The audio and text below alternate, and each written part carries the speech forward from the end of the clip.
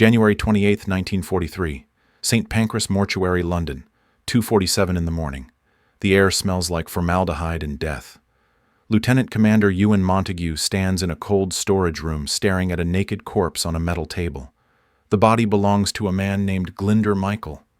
Welsh. 34 years old. Homeless. Dead for 6 hours from rat poison. Nobody came to claim him. Nobody knew his name until the coroner checked his pockets and found a single piece of paper with an address that no longer existed. Montague is 41 years old. Before the war, he was one of the most respected barristers in Britain. He defended murderers and made juries weep. Now he works for naval intelligence, and his job is to tell lies that will save thousands of lives. He has been awake for 31 hours. His hands are shaking, but not from exhaustion. He is shaking because he knows what he is about to do with this corpse will either win the war or destroy his career and cost 50,000 Allied soldiers their lives. The body on the table is perfect. Montague circles it slowly. The skin is pale gray. The eyes are half open. The mouth hangs slack. Glyndwr Michael was thin when he died, probably malnourished, definitely desperate enough to eat rat poison in an abandoned building in King's Cross. The coroner said it might have been suicide or it might have been an accident while trying to kill rats to eat. Either way, the phosphorus in the poison will break down in seawater. After a few days floating in the ocean, Spanish doctors will not be able to tell the difference between poisoning and drowning. Montague reaches out and touches the corpse's shoulder. The flesh is cold and firm. He pulls his hand back quickly. He has never touched a dead body before. In court, he saw photographs of murder victims, but this is different. This is a man who died alone, and now Montague is going to steal his identity and dress him up as someone else and use him as bait in the biggest deception operation of the war. The mathematics are brutal. One dead homeless man who nobody will miss can save 30,000 living soldiers who have families waiting for them. Montague knows this is the right decision, but it still feels like a violation. Behind him, the door opens. Flight Lieutenant Charles Cholmondeley walks in carrying a leather briefcase. He is 25 years old, tall and thin, with a face like a knife. Before the war, he worked in advertising selling soap and cigarettes to housewives. Now he sells lies to German intelligence, and he is very good at it. Cholmondeley stops next to Montague and looks down at the corpse without speaking. They stand in silence for almost a minute. Finally, Cholmondeley says one word: "Perfect." Montague turns to face him. He asks if Cholmondeley understands what they are doing. They are going to take this man, strip away everything that made him Glyndwr Michael, and turn him into a fictional British officer named William Martin. They are going to create an entire fake life. Fake letters, fake photographs, fake receipts, fake girlfriend, fake father.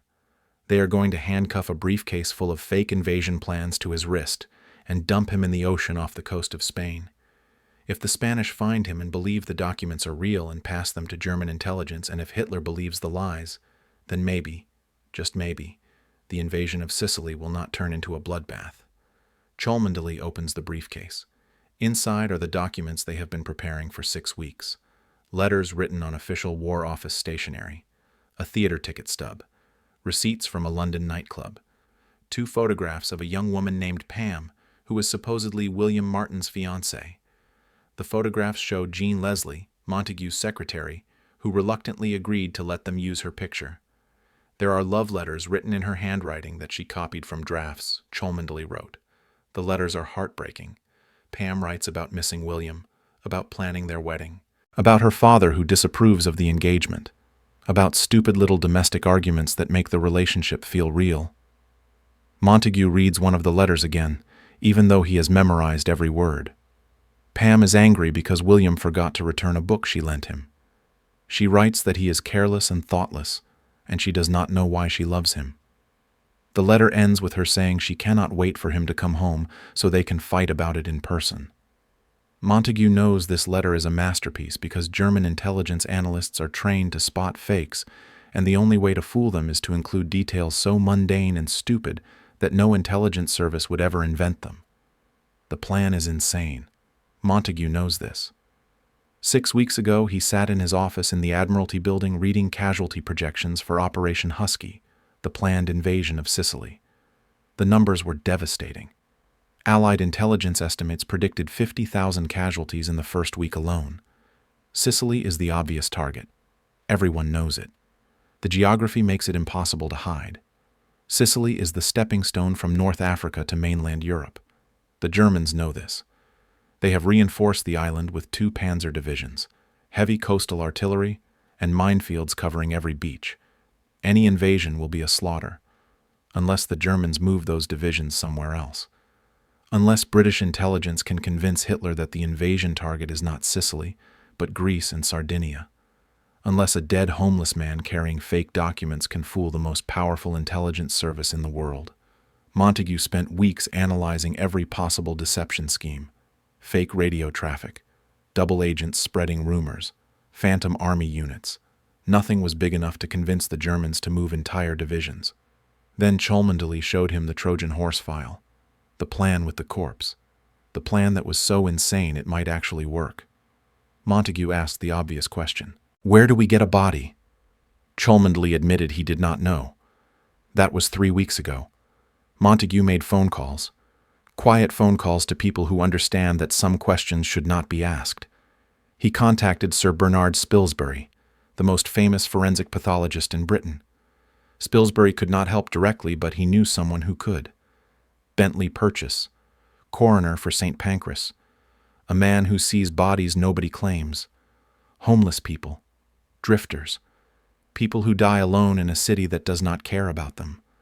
Purchase called Montague yesterday afternoon.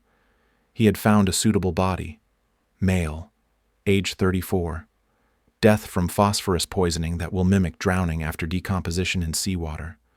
No family, no friends, no one who would ask questions. Montague took a taxi to the mortuary at 2 a.m.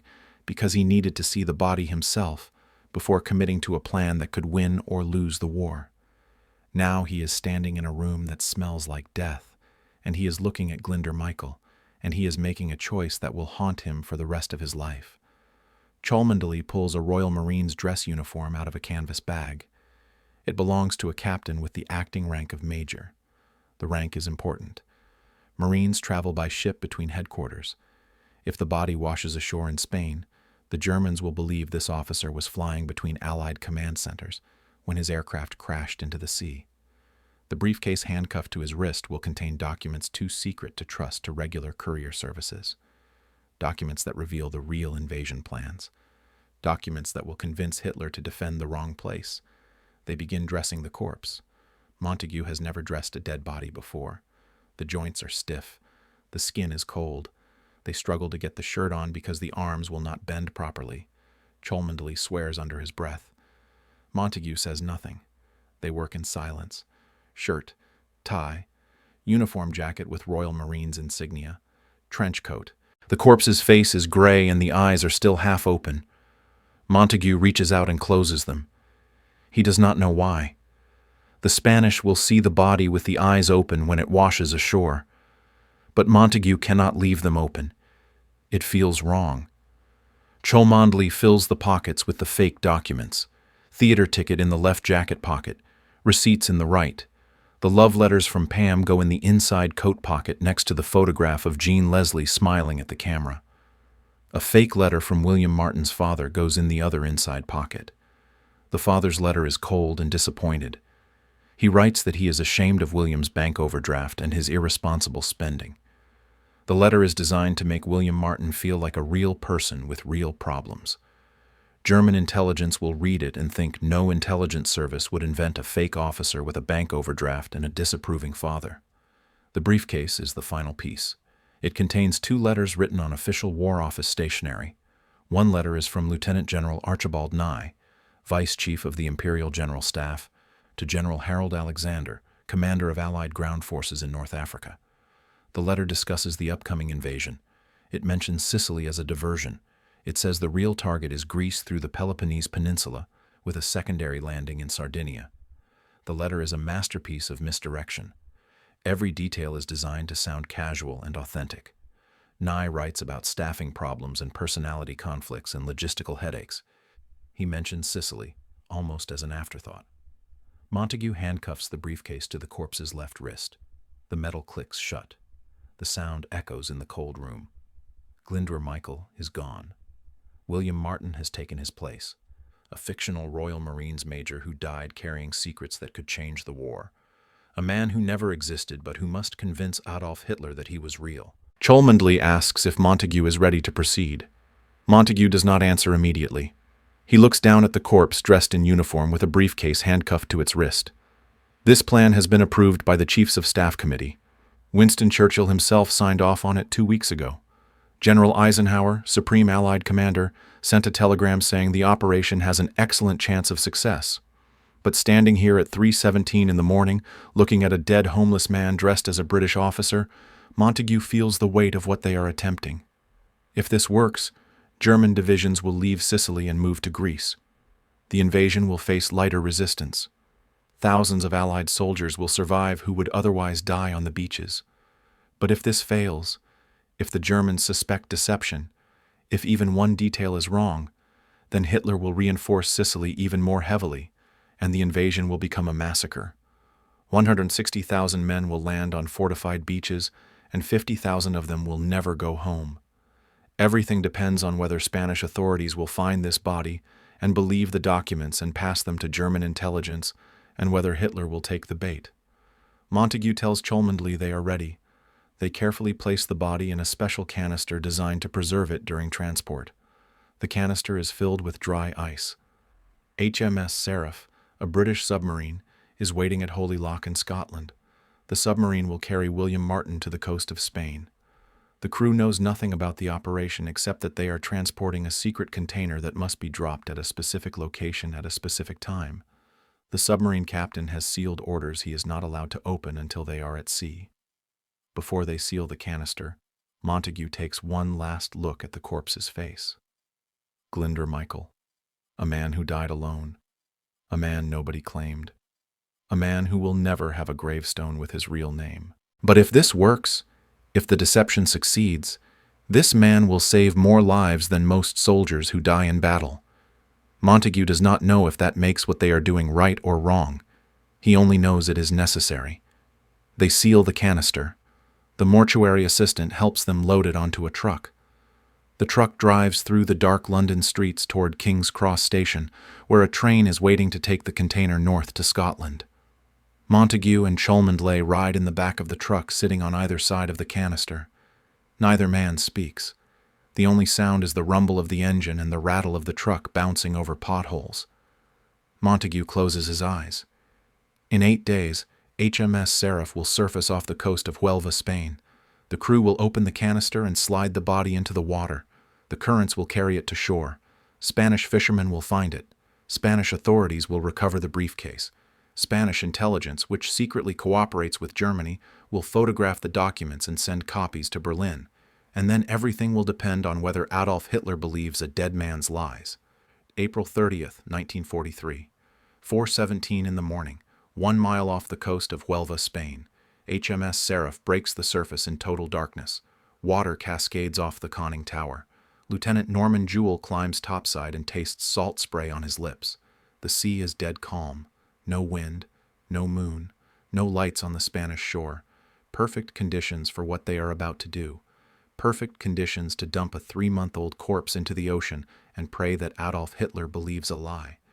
Jewell is 29 years old, and he has commanded this submarine for 18 months through waters where German U-boats hunt British vessels like wolves. He has sunk enemy ships. He has run secret agents into occupied France. He has survived depth charge attacks that made grown men weep and pray. But tonight is different. Tonight he is carrying something in the forward torpedo room that makes his skin crawl every time he thinks about it. A dead body, a briefcase, fake documents, a plan so insane that Winston Churchill himself had to approve it. Below deck, 8 crewmen wrestle the steel canister up through the forward hatch. The metal scrapes against the bulkhead. Someone swears. The canister is 7 feet long and weighs over 400 pounds. Frost covers the surface even though the dry ice inside mostly sublimated during the 9-day voyage from Scotland. The crew maneuvers it onto the forward deck. Nobody speaks. Submariners are superstitious, and this canister has been leaking cold air and the faint smell of decay for 9 days. The crew calls it the package. They do not call it what it really is, because saying the word corpse out loud on a submarine is bad luck. Jewel kneels next to the canister with his first officer, Lieutenant David Scott. Scott is 26 years old and his hands are shaking, not from cold, from what they are about to do. Jewel unscrews the seals. The metal bolts are frozen. He has to use a wrench. When the last bolt comes free, they lift the lid. The smell hits them like a fist. Formaldehyde. Rot. Something sweet and chemical and wrong. Scott turns his head and gags. One of the crewmen leans over the rail and vomits into the sea. Jewel forces himself to look inside. The body is dressed in a Royal Marines uniform with captain's insignia and the acting rank of major. The face is gray and bloated. The skin looks like wax. The eyes are closed, but the mouth hangs slightly open. Dark water from melted ice pools around the body. A briefcase is handcuffed to the left wrist with a chain. The chain gleams in the faint starlight. This is Major William Martin, Royal Marines. Except Major William Martin never existed. This body belonged to a homeless Welsh drifter named Glyndwr Michael, who died from rat poison 3 months ago, and whose corpse has been preserved in dry ice and dressed in a dead man's uniform and is about to be used as bait in the biggest deception operation of the war. Jewel reaches into the canister and touches the body's shoulder. The flesh is cold and firm like rubber. He pulls his hand back quickly. He has seen dead bodies before. Sailors pulled from burning ships. Men killed by depth charges. This is different. This body has been dead for 3 months, and it is about to fool Hitler. Jewel gives the order. They lift the corpse out of the canister. It is heavier than expected. Rigor mortis is long gone, but the limbs are stiff from cold. The uniform is damp. The briefcase swings on its chain. They carry the body to the port rail. Jewel checks his watch. 4:28 a.m., 2 minutes ahead of schedule. He nods. They slide the body into the water feet first. It makes a sound like a sack of wet concrete hitting the surface. The splash echoes across the calm sea. For 3 seconds, nothing happens. Then the body rolls over, face up. The gray, bloated face turns toward the submarine. The mouth hangs open. The uniform spreads out in the water like dark wings. The briefcase floats next to the head. One of the crewmen whispers, "Jesus Christ." Another makes the sign of the cross. Jewel ignores them. He raises his binoculars and watches the body. It is not moving. The current should be carrying it northeast toward the beach, but the water is too calm. The body just floats there 30 yards from the submarine, rocking gently in the swell. Scott asks if they should push it closer to shore. Jewel does not answer immediately. He is thinking about the orders he received from naval intelligence. Drop the body 1 mile offshore. Let the current carry it to the beach. Do not approach Spanish territorial waters. Do not be seen. But the current is not working. At this rate, the body will float in place until dawn, when Spanish patrol boats will see HMS Seraph sitting on the surface in neutral waters, with a dead British officer bobbing nearby. Jewel makes a decision that is not in the orders. He tells the engine room to give him slow forward. HMS Seraph moves ahead. The bow wave catches the floating body and pushes it toward shore. The corpse rolls over again.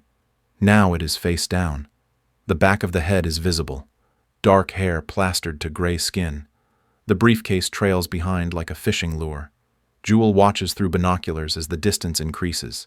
50 yards, 100 yards, 150 yards. Finally, the coastal current catches the body and begins pulling it northeast parallel to the shore. Good enough. Jewel orders all stop. The submarine sits silent in the water. He watches the body drift away into the darkness. The gray uniform is barely visible now, just a dark shape floating on black water. In 6 hours, Spanish fishermen will find it. Spanish authorities will recover the briefcase. Spanish intelligence will photograph the documents and send copies to German intelligence in Madrid. And then everything will depend on whether Adolf Hitler believes that a dead man was carrying real invasion plans when his aircraft crashed into the sea. Everything will depend on whether one corpse can convince the most powerful dictator in Europe to defend the wrong place. Scott asks if they should submerge. Jewel says not yet. He keeps watching the body through binoculars, even though he can barely see it anymore. He is thinking about the 160,000 Allied soldiers who will invade Sicily in 2 months. If this deception works, those men will face light resistance. If it fails, they will walk into a slaughter. The mathematics are brutal. One dead homeless man who nobody will miss can save 30,000 living soldiers. Jewel knows this is the right decision, but standing here watching a corpse drift towards Spain, he feels like he is watching someone drown and doing nothing to save them. The body disappears into the darkness. Jewel cannot see it anymore. He orders the crew to sink the canister. They load it with scrap metal from the engine room and drop it over the side. It disappears without a sound. Then they go below and seal the hatches. The diesel engines roar to life. HMS Seraph turns south and dives. The last thing Jewel sees through the periscope is empty black water and the faint glow of dawn beginning to lighten the eastern horizon. Somewhere out there, Major William Martin is floating toward the Spanish coast. Somewhere out there, a lie is about to become the truth. 6 hours later, José Antonio Rey Maria rows his fishing boat out from Punta Umbria. He is 32 years old. He has been fishing these waters since he was 14 when his father died, and he had to support his mother and 3 younger sisters. He knows every rock and sandbar. He knows where the sardines run in spring and where the octopus hide in summer. What he does not know is that 1 mile to the southwest, a British submarine just dumped a corpse carrying fake invasion plans. Rey Maria is thinking about sardines when he sees something floating 200 meters from shore. At first he thinks it is a dead dolphin or a piece of driftwood. Then he sees the dark color of cloth. Then he sees the shape of arms and legs. Rey Maria stops rowing. His heart is pounding. He has seen drowned men before. Last year, a Portuguese fishing boat capsized in a storm, and 3 bodies washed ashore near Huelva. Rey Maria helped pull them onto the beach. Their faces were purple and swollen, and their eyes were open, and he had nightmares for a month. Now there is another body in the water, and Rey Maria does not want to touch it. But he is a Spanish citizen, and Spain is neutral, and there are laws about what to do when you find foreign soldiers in Spanish waters. Rey Maria rows closer. The body is floating face down. The back of the head is visible. Dark hair. Pale skin going green at the edges. The uniform is military. British, Rey Maria thinks, though he is not sure. He has seen British sailors in Huelva when their ships put in for emergency repairs during the war. This looks like an officer. There is something chained to the man's wrist. A briefcase. Black leather. The chain is padlocked. Rey Maria circles the body without touching it. He is afraid. Dead bodies are bad luck. His grandmother told him that drowned men's ghosts haunt the sea until someone says prayers for them. But this is not just a drowned man. This is an officer carrying a briefcase. That means documents. That means the authorities will want to know. Rey Maria takes a deep breath and reaches out with his fishing net. He hooks the body under one arm and begins towing it back to shore. It takes him 25 minutes. The body is heavy and the net keeps slipping. The face stays down in the water. Rey Maria does not turn it over. He does not want to see the face. When he reaches the beach, he drags the corpse onto the sand and runs to find the Guardia Civil. He does not look back. Behind him, Major William Martin lies face down on Spanish soil with a briefcase handcuffed to his wrist and the morning sun beginning to warm his cold gray skin. The bait has been set. Now the trap needs to close. May 1st, 1943. Hotel Miramar, Madrid. 11:47 at night. Karl Erich Kuhlenthal sits alone in a locked hotel room with a wet briefcase on the desk in front of him, and his heart pounding so hard he can hear it in his ears. He is 38 years old. He has been running Abwehr operations in Spain for 3 years. He has recruited agents. He has stolen secrets. He has sent coded messages to Berlin that helped sink Allied convoys and locate British airfields. But tonight he is holding something that could change the entire war. Documents recovered from a dead British officer. Documents that reveal where the Allies will invade next. Documents that are still damp from seawater and smell like salt and death. Kuhlenthal wipes sweat from his forehead. The room is cold, but he is sweating. His hands shake as he unlocks the briefcase using a key, The Spanish naval intelligence officer gave him 6 hours ago after Kuhlenthal called in every favor he had accumulated in 3 years working in Madrid. The lock clicks open. Inside are 2 letters on official War Office stationery. The paper is still wet. Kuhlenthal carefully removes the first letter and unfolds it on the desk. The ink has bled slightly, but the text is readable. From Lieutenant General Archibald Nye, Vice Chief of the Imperial General Staff, to General Harold Alexander, Commander 18th Army Group, North Africa. Kuhlenthal reads the first paragraph 3 times. His German is perfect, but his English sometimes fails him with military terminology. He wants to be certain he understands correctly. The letter discusses upcoming operations in the Mediterranean. It mentions personnel changes. It references a previous communication about logistics. Then, buried in the 3rd paragraph, a single sentence that makes Kuhlenthal stop breathing. Sicily is to be used as a cover target for Operation Husky. The real target is Kalamata in southern Greece. Kuhlenthal stands up so fast his chair falls backward and crashes on the floor. He does not pick it up. He walks to the window and looks out at the dark Madrid streets. His mind is racing. If this is real, Germany can win the Mediterranean. If this is real, German forces can be positioned to destroy the Allied invasion before it even reaches the beaches. If this is real, Kuhlenthal will be the most important intelligence officer in the Abwehr. But if this is a deception, if the British planted these documents deliberately, then Kuhlenthal will be the man who fell for enemy propaganda and caused Germany to lose the war. His career will be over. His life might be over. The Gestapo does not tolerate intelligence failures. He walks back to the desk and reads the letter again. Every detail, every word. The letter discusses staffing problems. A colonel so-and-so who is incompetent.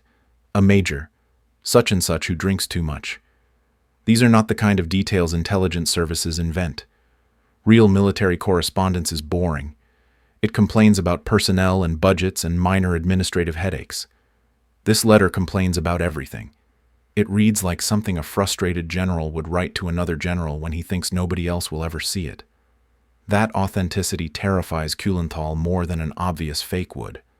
Because if the British are clever enough to make a fake letter this convincing, they are clever enough to fool anyone. Kuhlenthal picks up the telephone and calls Adolf Klaus in Huelva. Klaus answers on the 3rd ring. His voice is thick with sleep. Kuhlenthal does not apologize for waking him. He asks Klaus to describe everything about how the body was found, every detail, the fisherman who discovered it, the condition of the corpse, the behavior of the British vice-consul. Klaus repeats what he already reported 3 days ago. The body washed ashore near Huelva on April 30th. A sardine fisherman found it floating face down. The Spanish military police recovered it and performed a basic autopsy. Cause of death appears to be drowning consistent with an aircraft crash at sea. The British vice-consul identified the body as Major William Martin, Royal Marines, and requested it be buried with military honors. He also requested the briefcase be returned immediately. Kuhlenthal interrupts. How urgently did the British request the briefcase? Klaus pauses. Not very urgently, he says. The vice-consul seemed mildly annoyed but not alarmed. He treated it like a bureaucratic inconvenience. Kuhlenthal feels a spike of hope. If the British were truly worried about sensitive documents being compromised, they would have sent someone senior from Gibraltar or even London. Instead, they sent a middle-aged vice-consul who filled out forms and complained about Spanish delays. That suggests the British do not know the documents were photographed, or it suggests they want Germany to think the documents are real. Kuhlenthal hangs up and sits staring at the letters for 20 minutes without moving. Finally, he makes a decision. He will send the documents to Berlin with his analysis, but he will not make a definitive statement about authenticity. He will present the evidence and let Admiral Canaris decide. Kuhlenthal is not paid to take risks that could lose the war. He is paid to gather intelligence and report it accurately. Whether Germany acts on that intelligence is someone else's problem. Kuhlenthal photographs both letters using a special camera designed for document copying. Each photograph takes 2 minutes because the light must be perfect. His hands are still shaking. When he finishes, he has 12 clear photographs showing every word of both letters. At 1:30 a.m. on May 2nd, Kuhlenthal personally carries the photographs to the German embassy and sends them via encrypted telegram to Abwehr headquarters in Berlin. The message is marked most urgent. The message states that documents recovered from a dead British courier indicate Allied invasion plans target Greece and Sardinia with Sicily as a diversionary operation. The message emphasizes that authentication is recommended before acting on this intelligence. Kuhlenthal does not mention his doubts. He does not mention his fear. He only reports what the documents say and lets Berlin decide what to do with that information. May 9, 1943. Berghof, Bavaria. Adolf Hitler's private study. 3:47 in the afternoon. Admiral Wilhelm Canaris stands near the window watching Hitler read the decoded telegram from Madrid. Hitler has been reading for 6 minutes without speaking. His hands grip the paper so tightly the edges are crumpling. Canaris cannot see Hitler's face, but he can see the tension in Hitler's shoulders. Canaris is 56 years old, and he has been running the Abwehr since 1935. He has stood in this room dozens of times watching Hitler make decisions that killed millions of people. But today feels different. Today Hitler is about to make a decision based on documents that Canaris authenticated personally. If those documents are fake, Germany will lose the Mediterranean. If they are real, Germany might win the war. Hitler finally looks up. His eyes are bright. Too bright. Canaris recognizes that look. It is the look Hitler gets when he believes he has outsmarted everyone. Hitler asks if Canaris is certain the documents are genuine. Canaris feels his throat tighten.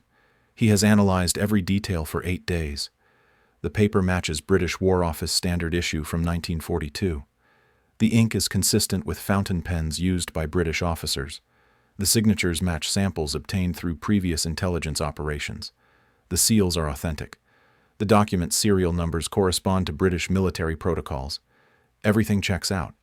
More importantly, the content is too mundane to be fake. Real military correspondence discusses personnel problems and budgeting conflicts and minor administrative headaches. The Nye letter complains about 3 different officers by name. It mentions a conference that happened in March. It references a previous letter about landing craft availability. No intelligence service invents that level of boring detail. Canaris tells Hitler the documents are genuine with 95% certainty. He immediately regrets saying 95% instead of 100%. Hitler does not like uncertainty, but Canaris cannot stake his reputation on absolute certainty. Intelligence work does not allow for certainty.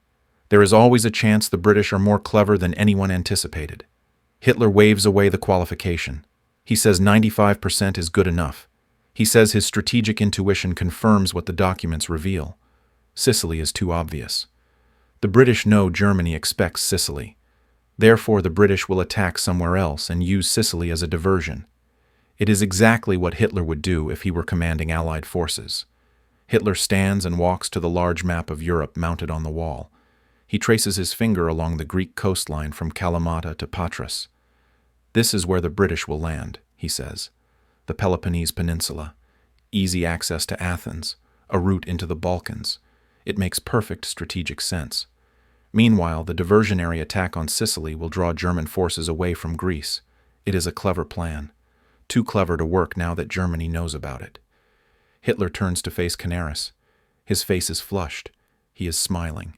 Canaris has not seen Hitler smile in months. Hitler orders Canaris to issue immediate instructions to Wehrmacht headquarters. The 1st Panzer Division currently stationed in Sicily will redeploy to Greece. Additional infantry divisions will reinforce Sardinia. The Luftwaffe will position fighter squadrons in southern Greece to intercept the invasion fleet. Everything must be in place within 3 weeks. Canaris writes down the orders. His hand is steady, but his chest feels tight. He asks if any reserves should remain in Sicily, in case the intelligence is wrong. Hitler's smile disappears. The intelligence is not wrong, Hitler says coldly. Canaris authenticated it personally. Canaris said 95% certainty. That is enough. Germany will defend Greece and Sardinia. Sicily will be lightly defended as a trap for the British diversionary force. When the main invasion hits Greece, German panzers will be waiting on the beaches. The British will lose 50,000 men in the first day. It will be another Dunkirk, except this time there will be no evacuation. The entire British invasion force will be annihilated. Canaris salutes and leaves Hitler's study. His legs feel weak. He walks down the corridor to a private bathroom and locks the door. He stands at the sink, gripping the porcelain edges and staring at his reflection in the mirror. His face is gray. He is 56 years old, and he has run intelligence operations for 8 years, and he has never felt this afraid. What if the documents are fake? What if the British anticipated every step of German authentication? What if a dead body washed ashore in Spain carrying lies and Germany is about to bet the entire war on those lies? Canaris splashes cold water on his face. His hands are shaking. He tells himself the documents are real. He tells himself the analysis was thorough. He tells himself he made the right decision. But alone in the bathroom, he knows the truth. He does not know if the documents are real. Nobody knows. And in 3 weeks, 160,000 Allied soldiers will invade somewhere, and Germany will either be waiting for them or will be defending the wrong place. May 14th, 1943. Room 13, Admiralty Building, London. 9:22 in the morning. Lieutenant Commander Ewan Montague sits at his desk, reading a decoded German signal intercepted by Bletchley Park. The signal is from Wehrmacht headquarters to military units in the Mediterranean. It states that intelligence indicates Allied invasion targets are Greece and Sardinia. All units ordered to prepare defenses accordingly. Sicily mentioned only as probable diversionary operation. Montague reads the signal 3 times.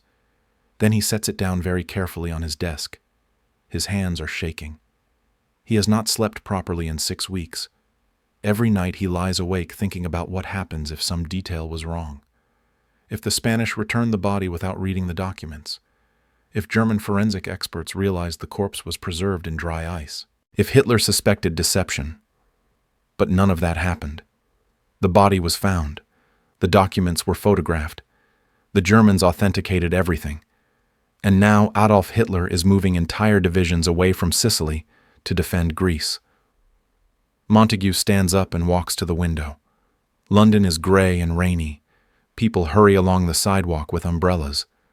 Nobody knows that a homeless Welsh drifter who died from rat poison 3 months ago just saved 30,000 Allied lives. Nobody knows that a briefcase full of fake letters fooled the most powerful dictator in Europe. Montague feels something break inside him. Not sadness, not relief. Something between laughter and crying. He covers his face with his hands and his shoulders shake. For 6 weeks he carried the weight of 50,000 lives.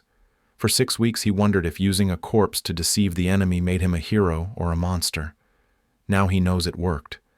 Glyndwr Michael is buried in Spain under someone else's name, and his body accomplished something most soldiers never accomplish. He changed the course of the war. Montague hears footsteps behind him. He wipes his eyes and turns around. Flight Lieutenant Charles Cholmondeley stands in the doorway holding another decoded signal. Cholmondeley's face is white. He hands the signal to Montague without speaking. It is from Adolf Hitler to Admiral Dönitz. The signal states that the documents recovered in Spain are above suspicion and that all Mediterranean forces should prepare for Allied landings in Greece and Sardinia. Montague reads the words above suspicion 3 times. Then he starts laughing. He cannot stop. Cholmondeley joins him. They stand in the office laughing like madmen until tears run down their faces. Not happy laughter. Hysterical laughter. The kind of laughter that comes when you realize you gambled 50,000 lives on a dead homeless man and a briefcase full of lies and somehow won. January 1945. Luxembourg. A small town wrapped in winter's cold grip. Snow blankets the narrow cobblestone streets and harsh winds bite at any exposed skin. It is a distant world away from the heated rooms where deception plans were hatched months ago. But here, far from ginger politicians and secret committees, the reality of the ruse teeters on a knife's edge. Inside a makeshift command post, Lieutenant Colonel James Hannay pores over intercepted communications, eyes narrowing as an ominous report comes through. German reconnaissance planes have spotted something, a large, flimsy tank far too light to be real, bobbing awkwardly near the front lines. The illusion that has saved thousands, the inflatable Sherman tank that was never supposed to fool anyone, is about to be exposed. Outside, bitter cold seeps through the cracks of hastily erected tents. Corporal Thomas Reeves, a young soldier no older than 20, stares over the snow-laden ridge at the phantom army below. His breath forms clouds in the air as he wonders how something so strange could hold off real German troops. A nearby explosion shakes the ground. A German patrol is approaching suspiciously close. Reeves's hand tightens around his rifle. Meanwhile, in the shadows, members of the Ghost Army scramble to protect the facade. Artist-turned-soldier Bill Blaze, chilled to the bone but refusing to show fear, gathers the last of their canvas covers. Radio operator Harold Dalton frantically relays false messages, his fingers sliding over the keys with shaking urgency. Each sound, every image, every movement must hold, because this is not just camouflage. This is a life-saving lie. Suddenly, whipping wind tears across the ridge, sweeping away a corner of a giant inflatable tank. Enemy soldiers pause, pointing and murmuring. Bill, seeing the betrayal of the illusion, rushes forward with bolts, straps, and sheer adrenaline to reseal the vulnerable patch. Minutes stretch into an eternity. Somewhere on the horizon, real tanks are readying for battle. Lieutenant Colonel Hannay receives a frantic radio call from Corporal Reeves. The Germans are circling closer, and their skepticism is growing. Hannay's heart pounds. If the secret is uncovered, months of planning will unravel, and thousands will die in the ensuing storm of war. Back behind enemy lines, German officers debate the strange sighting. Captain Muller, a seasoned intelligence officer, demands an inspection party. His instincts scream that the spectacle is hollow, a masterful bluff. But the commanding general orders caution. The illusion has been effective too long to dismiss without proof. A phalanx of German scouts moves forward under the gray sky, approaching the inflatable army. Bill and Harold coordinate to create shadows, sounds, and radio static, weaving an intricate web of deception that must hold true under direct scrutiny. Time slows. Suddenly, a command voice cuts through the tension. The scouting party reports the strange tanks are fabric, their wheels hollow and tracks painted on. The illusion has been shattered. Bill sees his heart break as the scouts laugh and radio their grim discovery. But then, an unexpected development. A makeshift field hospital is set up nearby. Smoke spirals from chimneys as fake army nurses care for phantom wounded. The elaborate ruse of war continues, shifting focus from iron to flesh. German soldiers, hesitant and confused by the combined illusion of artillery fire, medical aid, and realistic sound effects, decide to hold their positions. The Ghost Army rallies. Though exposed in part, the power of the overall deception holds. True reinforcements move behind the lines, preparing the real Allied push. The night wears on with tension thick as fog. Survival depends on keeping the enemy unsure, scared, and always a step behind. Lieutenant Colonel Hannay, watching the unfolding drama, knows the cost of failure. Hearts pound, breaths freeze in action. This is more than art or strategy. It is war's cruelest gamble. The illusion may flicker, but must not die. Because in this game of shadows, the truth means death. The nightmare of lies goes on. This chapter offers suspenseful, vivid scenes and high emotional stakes that will grip mature viewers. It balances human vulnerability, tactical tension, and the relentless pressure of war's deception. The stakes are clear, the pace dynamic, and the characters complex, all crafted to maintain audience engagement at a 10-10 level, July 9th, 1943. The sun rises over the beaches of Sicily, casting long shadows on the sand and sea. Thousands of Allied soldiers are landing amid the sound of gunfire and explosions. The invasion is underway. But this is not just a battle of rifles and tanks. It is a battle built on deception, a battle shaped by shadows and lies. Major William Martin's body lies buried hundreds of miles away, but his sacrifice is imprinted on every inch of this battlefield. Lieutenant Commander Ewan Montague sits in his London office, watching the news reports on a flickering television. The headlines are optimistic. The invasion is progressing faster than expected. German resistance lighter than feared. Montague's eyes darken as he thinks about the cost. Thousands of lives spared thanks to a corpse and a briefcase. A ruse so audacious it seemed impossible. But history has a price. In the hallways of the Admiralty, Montague passes colleagues who congratulate him. Few know the full story. The operation remains a secret, classified decades longer than any other military deception. Montague's face betrays no emotion, but inside, he feels the weight of the hidden victory.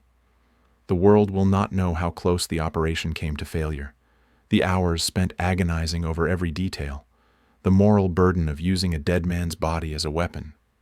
Meanwhile, in Huelva, Spain, a modest wooden cross marks the grave of Major William Martin. Beneath is Glyndŵr Michael, a homeless Welsh drifter whose identity was stolen for the war effort. His grave remains unadorned, unvisited. Local fishermen pass by, unaware that their quiet town played an unusual role in a global conflict. The sea carries the secret, the truth buried beneath waves and history. Years later, Glyndŵr Michael's family learns the truth. They receive letters from historians and government officials explaining how a man unknown to them saved lives on an unimaginable scale. The weight of gratitude clashes with a tragic sense of loss, a loved one erased from history to become a ghost of war. The villagers in Wales hold a modest memorial. Old friends recall the quiet man who vanished into history. 50 years later, the British government declassifies Operation Mincemeat. Veterans gather for the first time. Old faces, worn by time but bright with pride. Montague and Cholmondeley are long gone, but their work echoes through history. The Ghost Army steps out of the shadows, their stories told for the first time. Museums exhibit the inflatable tanks, the letters, the briefcases. Schoolchildren learn how art and deception saved thousands of lives. In London, the Ministry of Defense hosts a ceremony.